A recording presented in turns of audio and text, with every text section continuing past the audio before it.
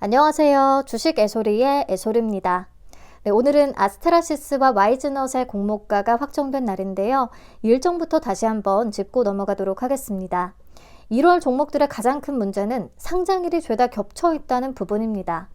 아스테라시스, 데이원 컴퍼니, 와이즈넛이 1월 24일에 동시 상장할 예정이고요. 그리고 삼양인식캠, 아이즈넷, PIE 이렇게가 2월 3일 동시로 예정이 되어 있어요.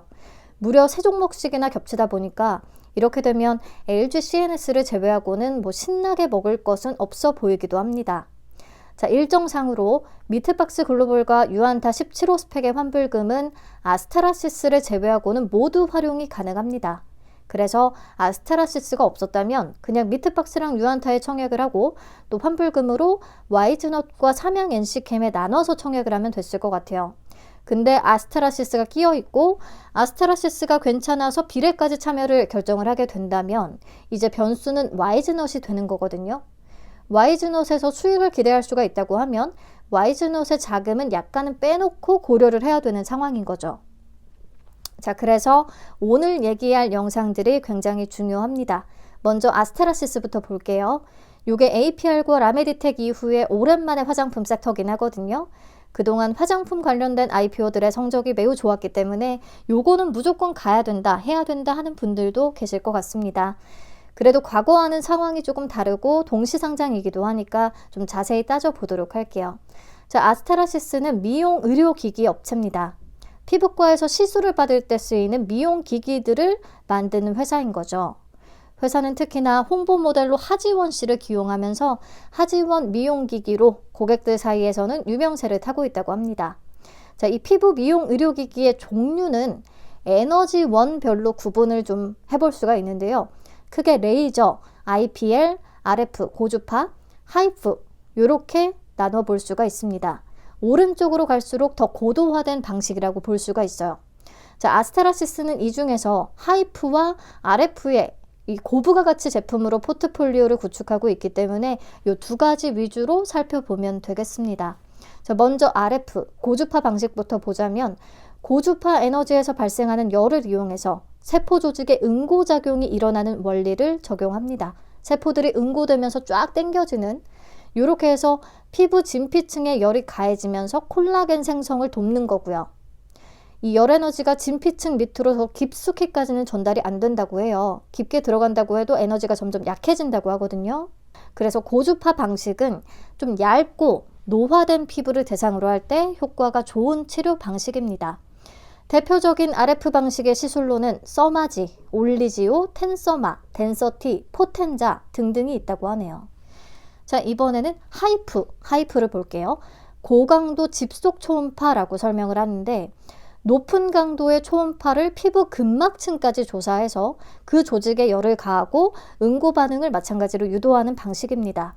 앞에서 봤던 고주파 대비해서 더 피부 깊숙이까지 에너지가 전달될 수가 있대요. 자, 근막층이라고 하는 게 어디냐면요. 진피층보다 더 아래에 위치하고 있는데요. 그림을 보시면 피하 지방층과 근육층 사이에 위치를 하고 있죠. 피부와 근육 사이 공간을 그물처럼 엮고 있어요. 그래서 피부 탄력과 주름에 직접적인 영향을 주는 중요한 피부층 중에 하나입니다. 여기에다가 에너지를 집중시켜서 조직이 응고되게 만들고 그래서 피부가 쫙 당겨지는 효과가 생기는 거죠. 대표적인 하이프의 방식의 시술로는 울세라, 슈링크, 더블로 등등이 있습니다. 한 번쯤 다 들어보셨죠? 자, 회사는 하이프 방식의 리프테라2와 RF 방식, 고주파 방식의 쿨페이지를 대표적인 제품으로 보유하고 있습니다. 먼저 하이프 방식의 리프테라2는 타사하고 차별화되는 특징이 두 가지가 있는데요. 먼저 펜 타입 어플리케이터가 적용이 됐다는 거. 그래서 피부 위에 일정 방향으로 문지르듯이 시술을 하게 되는데 특히나 곡선 부위까지 펜 방식이라서 더 꼼꼼하고 정밀한 시술이 가능하다라는 장점이 있습니다. 그리고 독자적인 열확산 기술을 통해서 환자의 시술 고통은 줄이고 시술 효과는 더 높였대요. 그리고 고주파 방식의 쿨페이지의 경우에는 타사하고 차별화되는 경쟁력이 뭐가 있냐? 액화질소 가스를 사용하지 않는다는 점입니다. 일반적인 모노폴라 RF 방식의 미용기기는 시술 중에 열감과 통증을 호소하는 환자들이 많기 때문에 일반적으로 피부 표면을 차갑게 해서 시술 고통을 줄이는 방식을 취하게 되거든요. 현재까지 시중에 나온 모노폴라 RF 방식은 이때 액화질소를 사용합니다. 근데 아스테라시스는 공냉식 방법으로 피부 표면을 쿨링시키고 액화질소 가스를 사용하지 않는다고 해요. 그래서 가스를 주입하는 시간에 한계가 없고 시술 사전에 가스를 주입할 필요도 없어서 시술 시간이 단축되어 통증을 느끼는 시간도 당연히 줄어들게 된다는 거죠. 네, 주요 제품에 대한 경쟁력과 설명을 좀 드려봤고요. 현재 회사의 매출 구조를 보면 하이프 방식의 리프테라2가 매출의 대부분을 차지하고 있습니다. 현재 회사의 시그니처 제품이라고 볼 수가 있겠죠? 회사 측에 따르면 경쟁사 대비해서 기술 경쟁력이 높다라고 얘기는 하지만 이 시장은 근데 아시다시피 이미 경쟁이 굉장히 치열한 시장이긴 합니다. 세계적으로 가장 인지도가 높은 울세라 시리즈를 보유한 멀츠사가 있고요.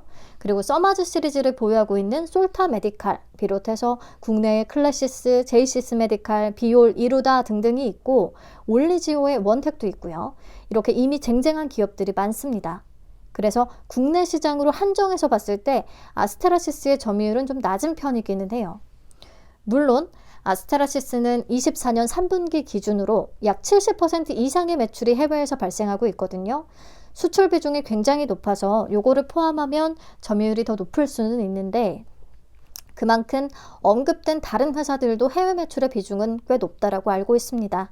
그래서 아스테라시스를 현 시점에서만 딱 봤을 때에는 시장 주요 업체들과 경쟁할 수 있는 정도의 역량을 갖추긴 했지만 주요 경쟁사 대비해서는 후발주자이고 인지도가 상대적으로 낮은 편에 속하며 시장 선도 업체들 역시 경쟁 우위를 놓치지 않기 위해서 높은 연구개발 비용을 집행하고 있기 때문에 향후에 조금 경쟁력을 상실할 위험도 존재는 한다라고 보입니다. 리스크. 그래도 해외 62개국에 구축해놓은 네트워크와 지금까지 국가별 인허가를 따냈던 그런 노하우를 바탕으로 해서 해외 시장에서 계속해서 영향력을 좀 키워나갈 수 있었으면 좋겠네요. 자, 실적 점검해 보겠습니다. 21년부터 23년까지 최근 3개년간 매출은 꾸준히 늘었지만 수익성이 좀 저하되는 모습이 나타났습니다. 근데 24년 3분기 누적 기준으로 역대 최고 실적을 달성한 상태예요. 매출액 181억 원, 영업이익은 30억 원을 기록했습니다. 그리고 작년 8월에 전환사채가 모두 보통주로 전환이 되면서 파생상품 평가 손실이 잡히던 게 안 잡히기 때문에 수익성이 더 좋아진 측면도 있습니다. 자, 회사에 따르면 브라질 중심의 남미 지역에서 리프테라2, 하이프 방식의 리프테라2의 판매가 상승했고 또 신제품인 쿨페이지, RF 방식의 쿨페이지도 성공적으로 출시가 됐다라고 밝혔습니다. 자, 넘어가서 공모가 어떻게 산정했는지 한번 볼게요. 비교 기업으로는 클래시스, 원택, 하이로닉, 의료기기 업체들 잘 선정이 됐고요. 24년 반기 말 LTM 기준으로 평균 PER은 31.89배가 나왔습니다. 자, 회사의 24년 추정 순이익을 20% 할인율로 현가화한 약 61억 원을 적용해서 주당 평가가액은 5,330원을 산출을 했어요. 자, 이미 흑자 기업인데 왜 추정치를 썼을까? 심지어 그리고 최초 신고서에는 반기 실적까지만 공개가 됐었는데요. 상반기 매출은 114억 원, 순이익은 6억 5천만 원을 기록했습니다. 근데 24년 연간 실적으로 매출은 291억 원, 순이익은 66억 원을 잡아놨었어요. 그래서 이게 과연 실현이 가능한 것이냐라는 문제가 제기됐었죠. 이후에 정정신고서를 통해서 실적 지표를 보강하고 지금 3분기 누적과 10월, 11월 가결산 실적까지도 공개를 해줬습니다. 앞에서 봤듯이 3분기에는 역대 최대 실적을 달성을 했고요. 그리고 10월 한 달 순이익이 약 18억 원으로 올해 3분기 누적 순이익을 이미 넘어서면서 추정치 달성 가능성을 좀 높였다는 평가입니다. 그래서 그나마 가까운 미래 추정치를 땡겨오기도 했고 실적 추정치 달성 가능성도 높아지고 있고 올해 실적 추이가 좋아지고 있는 데다가 화장품과 의료기기 쪽이 12월에 대부분 매출도 크게 늘었고 환율의 수혜도 기대된다라는 분석이 있기 때문에 이 정도는 또 충분히 받아들여질 수 있는 수준이라고 생각을 했어요. 네, 최종적으로 할인율은 24.95%에서 13.70% 적용, 공모가 밴드는 4,000원에서 4,600원에 산출했습니다. 자, 과연 수요 예측 결과는 어땠을까요? 경쟁률 1242.4대 1, 무려 2219개의 기관이나 참여했습니다. 그러니까 기관들도 아스테라시스를 좀 매력적으로 평가를 했어요. 네, 이번 주 결과가 발표된 세 종목 중에서 경쟁률과 참여 건수가 가장 높습니다. 넘어가서 신청가격 분포표 보겠습니다.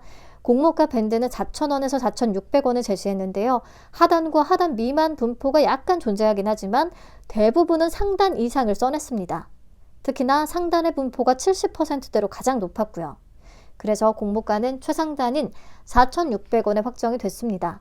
자, 확약은 건수 기준으로 9.78%, 수량 기준으로 9.98%. 요즘에는 뭐 확약이 2, 3%만 돼도 잘 잡혔다라고 얘기할 수 있는 수준이었기 때문에 아스테라시스는 예상보다 확약 참여도가 매우 높습니다. 그래서 수요 예측 결과는 전체적으로 잘 나왔죠. 자, 공모 개요 확인하겠습니다. 공모가가 4,600원에 확정이 되면서 공모 규모는 약 168억 원, 시가총액은 약 1,680억 원의 규모로 상장을 추진합니다. 청약은 14일부터 15일까지 진행되고요. 환불까지 이틀이라 이것도 장점이라고 할 수 있고요. 상장은 1월 24일, 세 종목이 동시 상장이라고 말씀을 드렸어요. DB금융투자의 단독 주관이고요. 최소 수량은 20주입니다. 자, 신주 모집 100%로 진행되고 우리사주조합의 5%가 배정됐는데요. 1인당 평균 배정 금액이 약 1,150만 원으로 계산이 되더라고요. 뭐 다 소화는 될 수 있을 것 같습니다. 자, 상장일에 즉시 유통 가능한 물량 체크하겠습니다. 주식 총수의 36.61%는 바로 풀릴 수 있습니다. 금액으로는 약 615억 원, 가볍진 않고요. 기존 주주가 차지하는 비중은 74.06%로 매우 높은 편에 속합니다. 1% 이상 주주로는 벤처금융들과 개인들이 존재하고요. 그리고 소액주주 133인이 있어요. 회사의 유상증자 발행 내역을 참고해서 보면 투자 단가가 500원, 2,000원, 4,000원, 8,000원, 1,400원 이렇거든요. 대부분의 물량은 공모가 아래인데 2018년과 2019년에 투자한 가격은 4,000원과 8,000원으로 공모가와 차이가 없거나 공모가보다 높습니다. 그래서 일부 소량은 공모가보다 좀 비싼 가격에 들어왔다라는 정도 확인하시면 될 것 같아요. 자, 여기까지 숨차게 좀 달려왔는데요. 옥석 가르기 체크리스트를 통해서 조건을 한번 추려보도록 하겠습니다. 자, 먼저 되는 조건에서는 밸류와 상관없이 공모가가 10,000원 미만이라는 거, 5,000원도 안 된다는 것과 흑자면서 고평가되지 않은 밸류라는 거, 그리고 기존 주주 물량 중에서 소량은 공모가보다 훨씬 높은 가격에 들어왔다는 거, 이렇게 좀 체크를 해볼 수가 있겠고요. 안 되는 조건에서는 기존 주주의 비중이 그래도 너무 높다라는 것과 세 종목 동시 상장이라는 거 체크를 할 수가 있습니다. 근데 동시 상장 중에서 그나마 나아 보이는 게 아스테라시스라 요거는 크게 단점은 아닐 것 같아요. 그래서 종합적으로 되는 조건에 해당하는 게 훨씬 많은 종목이다. 그리고 제가 25년 예상 순이익을 아예 24년 말 기준으로 현가화시킨 순이익을 적용해서 주당 평가가액을 계산을 한번 해보니까 무려 약 9,464원, 공모가보다 약 106% 높은 수준으로 산출이 되더라고요. 25년 예상 순이익은 유진투자증권의 리포트를 참고했습니다. 그래서 동시상장이라는 핸디캡을 적용을 하더라도 기대를 조금 해볼 수 있을 것 같아요. 그리고 과거의 화장품 관련한 IPO들의 성적도 따로 정리를 해봤습니다.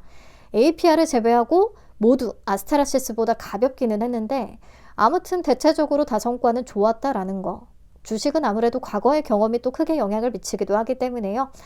아스테라시스한테는 이게 좋은 백그라운드가 되겠습니다. 자, 배정 물량과 청약 한도 체크할게요.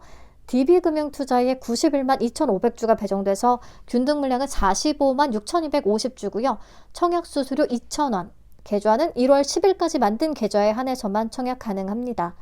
한도는 일반과 우대 구분 없이 모두 9만 1,250주까지 가능하더라고요. 증거금으로 2억 987만 5천 원 되겠습니다. 최소는 20주 4만 6천 원 준비하면 되겠고요.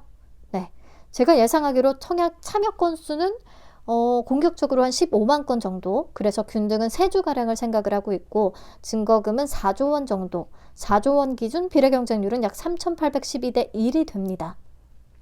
이 경우에 비례 한 주 증거금은 874만 원 정도가 되고요. 제 예상 경쟁률 하에서 풀청약을 가정했을 때 기대 수익은 다음과 같습니다. 균등은 3주, 비례는 24주, 총 27주를 받았다고 하면 40% 기준의 기대 수익은 49,680원, 80% 기준의 기대 수익은 99,360원. 우선은 동시 상장이라서 기대 수익률 자체는 조금 보수적으로 잡아놨어요. 네, 파킹 2.75% 이틀치 이자가 약 26,754원이더라고요. 그러면 충분히 비례 참여는 해볼만 하다. 마통은 근데 추천하진 않는다. 이 정도로 보시면 되겠습니다. 제가 우선 지금까지 결과 나온 세 종목의 조건 비교표를 만들어 봤거든요. 세 종목 중에서 가장 확실한 건 아무래도 아스테라시스예요. 확실하다는 것은 비례까지 적극 참여하는데 그나마 걸리는 게 적다라는 얘기입니다. 미트박스 글로벌이 가장 가볍긴 하지만 공모가가 여전히 비싼 느낌이고 섹터 매력도 없는 데다가 기존 주주의 단가가 모두 공모가 아래이기도 하고 또 스펙과 동시상장이고 뭔가 썩 내키지가 않아요. 비례까지 투입을 하기에는.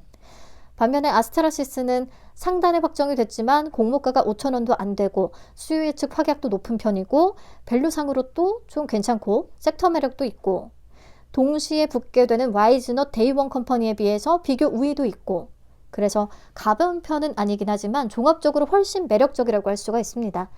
정리하자면 안정적이고 확실한 건 아스테라시스이기 때문에 우선 비례자금은 아스테라시스 쪽으로 하는 게 당연히 무난하고요. 다만 얘기했듯이 아스테라시스의 환불금으로 와이즈넛에 참여는 불가능하거든요. 만약에 와이즈넛이 수요 예측 결과가 좋진 않지만 하단에서 추가 할인이 이루어졌기 때문에 수익의 가능성이 조금 보인다. 그래서 위험을 감수하고 비례 참여를 해보겠다라는 판단이 선다면 와이즈넛 자금을 약간은 빼놓고 아스테라시스에 비례 참여하시면 되겠습니다. 그래서 지금 시점에 가장 궁금한 건 와이즈넛의 수익 가능성이 있을까? 당연히 요거겠죠? 바로 영상 준비해서 찾아오도록 할게요. 긴 영상 시청해 주셔서 너무 감사합니다. 도움되는 정보였기를 바라고요. 편안한 저녁 시간 되세요. 안녕.